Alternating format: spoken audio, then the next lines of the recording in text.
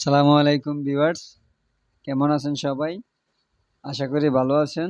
আলহামদুলিল্লাহ আমিও ভালো ছিলাম, কিন্তু বিশ্বাস করেন এখন আমি ভালো নেই। এই ভিডিওটা দেখার পরে আমি জানি না উনি আলেম কিভাবে হইছেন বা উনি কোথায় পড়াশোনা করছেন।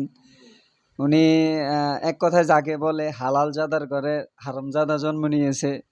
উনি যদি এটা না হতো তাহলে যে কালিমা ছাড়া মানুষ মুসলমান হয় না, ওই কালিমা উনি কোরআনে খুঁজে পায় না। তা উনি কিভাবে একজন আলেম হইলো? কিভাবে একজন শায়েখ হলো? এটা তো আমার বুঝে আসে না। ঠিক আছে? আমার কথাগুলো শুনলে অনেক উল্টাপাল্টা চিন্তা করেন, ওইটা বাদ দেন ভাই। আগে দেখেন উনি মানে কোন লেভেলের আলেম আর উনি কোন লেভেলের কথাবার্তা বলতেছে। আগে ওইটা মনোযোগ দিয়ে শুনেন, তারপরে আপনার মতামতটা আপনি কমেন্ট বক্সে জানিয়ে দিবেন। চলুন ভিডিওটা দেখে আসি। লা ইলাহা ইল্লাল্লাহ মুহাম্মদ রাসূলুল্লাহ কোন সহিহ হাদিসে নেই। হাদিসটি নিতান্তই জয়ীফ।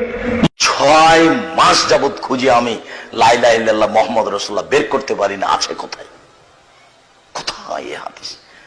শেষ পর্যন্ত হয়রান হয়ে গেলাম, রাত দিনের বলা হাদিস সেটাই খুঁজে পায় না।